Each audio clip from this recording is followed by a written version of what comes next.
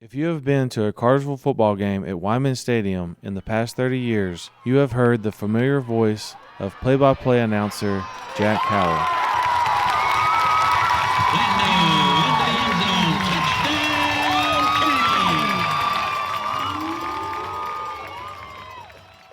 My name's Jack Howell. I have been here in Cartersville since early 1971 and got introduced to Hurricane football by coming in watching the football games and listening to a couple of the announcers and watching the 91 teams and on before that.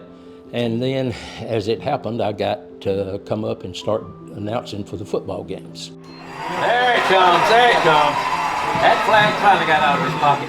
I was president for the Touchdown Club. Charlie Langford was the one doing the announcing, and they were moving out of town. Coach Earwood didn't know about it until right before the season started. So we were all in a meeting one night, and he said, "Oh gosh, we got football next week."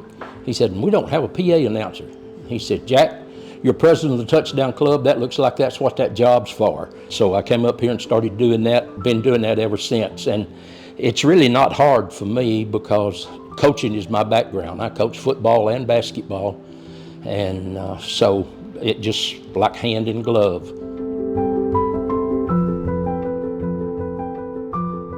Well, I think with Jack, it's his excitement that he brings to it when he's announcing. He comes in. He's always eager. He's always pumped up about the Purple Hurricanes, and I think that's one of the biggest things is just his presence. The way that he projects and announces, you can tell that true that he's a Purple Hurricane. And so I think that's one of the biggest things. He is very well known as the voice of the Canes, here in the stadium. And, Friday night wouldn't be the same without Jack. The thing you get with Jack is he's been here through all the state championships. Even on the road, when we go on the road, Jack's up in the booth with the radio at that time. So, you always are going to hear the voice of the Canes when we take the field on Friday night. And his dedication is unbelievable. He's here early, and he'll be one of the last ones to leave.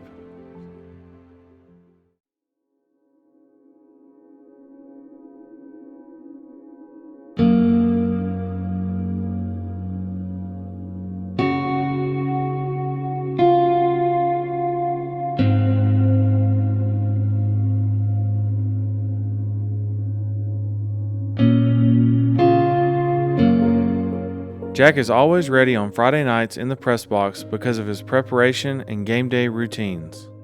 Well, the main way I do that is of course I get a roster, and different from other broadcasters where they make out their charts by position. Me knowing the numbers and how they fall and everything, certain numbers, that's the way I keep up with it, and knowing what position they play, and of having coached football and played ball some, I pretty well know what's about to take place as far as the offensive line, the running backs, the guard, the defense. That's what I do, and I read and I look at film on the huddle. I get that, I look at that, and then I look at the positions, I look at the teams that we're going to play for the next week and try to get their starting lineups. I get some help from working with WBHF.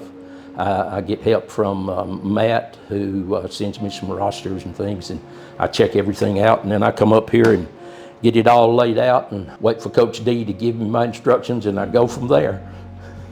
I think a lot of Jack Howell, I think his dedication and commitment is something that the program desires to see everyone that comes through it represent with their life, and he's a living testament of that. Week in and week out, he's here, he's dependable, he's a great family man, he's a man of God, and he's a great leader of the community, and everybody looks forward to hearing his voice every Friday night, and it wouldn't be Friday night without Jack Howell announcing. And my favorite memory of his is when I made a tackle, he called out my brother's name instead of mine, but he's a close friend of ours, he's a good friend, he's a great man, so I'm grateful for his service and all he's done over the years.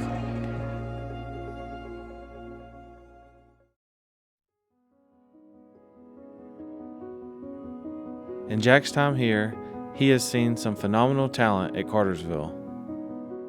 Doing it 31 years, you've seen a heck of a lot of good football players, And you've seen guys who have gotten scholarships and gone on to college and come back and giving to the community. And then you've had some that did not go to college, but yet were as good a ball players, and then they stayed in the community and helping out in the community and going back with the high school and working with recreation departments and coming on and coaching here. Watching Josh Brock, who was considered the meanest guy on the football field, he and Ronnie Brown, watching all of his exploits, which was crazy.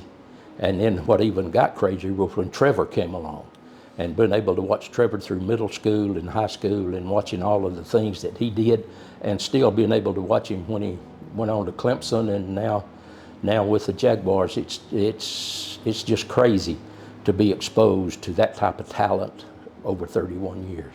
Oh, I've got better acquainted with the community, the people in the community, the school system, being around the school, and then what was most rewarding is being around you young guys. It helps keep me young. But I've learned a lot of the inner workings of the school system and have received a lot of support, and it's a great community, it's a great school system, and even over the 31 years, everybody has been supportive and helpful and kind of helped me keep going, and it's just been exciting. When I moved to town, all I heard when I came to the football stadium, Jack Howell's booming voice out there on the field, Sweet Home Alabama, let her rip. He does such a great job. He does more than just make announcements here in the press box. He takes care of a lot of things on game day here. Valuable man, Jack Howell, great guy. You know, his legacy obviously being the voice of the Hurricanes inside the stadium, and you know, it's not a Football Friday without him warning about a hurricane warning or a hurricane watch or screaming, "Here come the Hurricanes," as they come to the sideline. But like my partner Don so greatly said, you know, to me, Jack's legacy is really a legacy of service. He does so much for this community outside of football, but even on these Football Fridays, I know I come up here to set up the stadium by equipment at about 3 o'clock, and Jack's up here either cleaning the press box or getting ready for the night. He manages this place and does so much just with a giving heart every single week. That's what I think the lasting legacy, the example that he shows in loving this program and giving back to the community like he's done for the last 31 years.